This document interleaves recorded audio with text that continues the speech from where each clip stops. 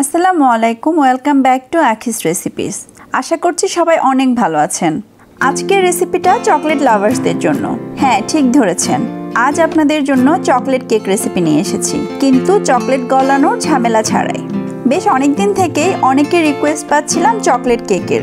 Finally আজ আপনাদের জন্য সহজ ও মজাদার চকলেট কেক রেসিপি নিয়ে আসলাম। চলুন তাহলে দেখে নেওয়া যাক মজাদার chocolate cake recipe. Chocolate cake তৈরি করার জন্য আমি এখানে 3টা ডিম নিয়ে নিচ্ছি। ডিমগুলোকে আমি একটা হ্যান্ড হুইক্স দিয়ে খুব ভালোভাবে ফেটে নিচ্ছি। আপনারা চাইলে ইলেকট্রিক বিটারও ইউজ করতে পারেন।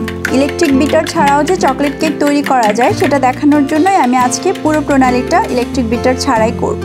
ডিমগুলো খুব ভালোভাবে ফেটে নেওয়া হয়ে গেলে এর মধ্যে আমি দিয়ে দিচ্ছি 1 কাপ চিনি। আপনারা চাইলে পাউডার সুগারও ইউজ করতে পারেন। চিনিটা খুব ভালোভাবে মিশিয়ে নিচ্ছি ডিমের সাথে। যখন চিনিটা খুব ভালোভাবে মিশে যাবে এর মধ্যে আমি দিয়ে দিচ্ছি রুম টেম্পারেচারে রাখা 1/2 কাপ বাটার। আরও দিয়ে দিচ্ছি 1/2 কাপ তেল। আপনারা চাইলে 1 কাপ বাটার বা 1 কাপ তেলও ইউজ করতে পারেন। আবারও খুব ভালোভাবে মিশিয়ে নিচ্ছি। এবার একটা চালনির উপর 1 কাপ ময়দা, 1/3 cup cocoa powder, 1/2 table spoon baking powder, salt দিয়ে দিচ্ছি 1/4 টিস্পুন। সবগুলো মিশ্রণ একসাথে দিয়ে আমি চেলে ডিমের মিশ্রণের উপর নিচ্ছি। চালনি দিয়ে চেলে দেওয়াই ভালো, কারণ কোনো রকম দানা যদি থাকে তাহলে মিক্সটা খুব ভালোভাবে স্মুথভাবে আপনারা তৈরি করতে পারবেন না, তাই আমি একটু চেলে নেওয়া প্রেফার করি। এবার একটা স্প্যাচুলা দিয়ে আমি সবগুলো উপকরণ খুব ভালোভাবে ডিমের মিশ্রণটার সাথে মিশিয়ে নিচ্ছি। আমার চ্যানেলে আরও বেশ কিছু কেকের রেসিপি রয়েছে, আপনারা চাইলে চেক করে নিতে পারেন, লিঙ্ক ডেসক্রিপশনে দিয়ে দিব।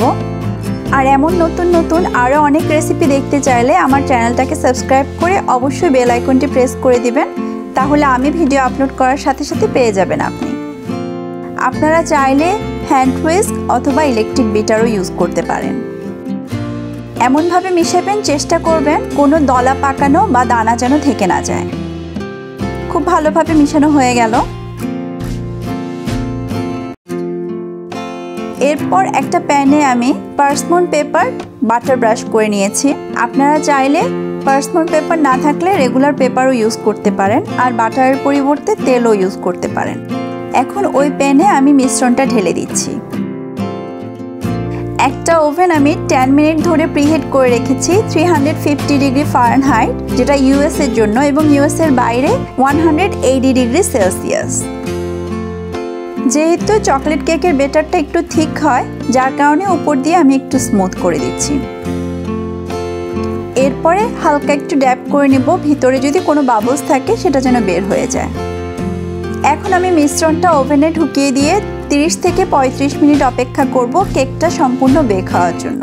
এখানে একটা ছোট্ট টিপস, কেকটা যখন আপনারা ওভেনে দিবেন চেষ্টা করবেন একদম উপরের শেলফে না দিতে, তাহলে উপরের অংশটা পুড়ে যাওয়ার সম্ভাবনা থাকবে না। ফিরে আসছি কেকটা তৈরি হওয়ার পর। 30 মিনিটে আমার কেকটা সম্পূর্ণ রেডি। একটা স্টিক ঢুকিয়ে আপনাদেরকে দেখাচ্ছি কেকটা পুরোপুরি হয়েছে কিনা। দেখুন, এটা একদম ক্লিনভাবে বের হয়েছে, তার মানে কেকটা সম্পূর্ণ রেডি। এখন একটা প্লেটের মধ্যে প্যানটাকে উল্টে আমি কেকটা বের করে নিচ্ছি। পার্সমন পেপারটা খুলে নিচ্ছি। এখন আপনাদেরকে কেটে দেখাচ্ছি। চকলেট কেক কিভাবে ডেকোরেশন করতে হয় এমন আরেকটা ভিডিও খুব তাড়াতাড়ি নিয়ে আসছি, আর সেটা মিস করতে না চাইলে চোখ রাখতে হবে আমার চ্যানেলে। আশা করছি আমার আজকের এই চকলেট কেক রেসিপি আপনাদের ভালো লেগেছে। যদি বাসায় ট্রাই করেন আমাকে অবশ্যই জানাবেন। আপনারা চাইলে আমার ফেসবুক পেজ, ইনস্টাগ্রাম বা ইউটিউবে কমেন্টেও জানাতে পারেন। ভালো থাকবেন সবাই, সুস্থ থাকবেন, সুন্দর থাকবেন।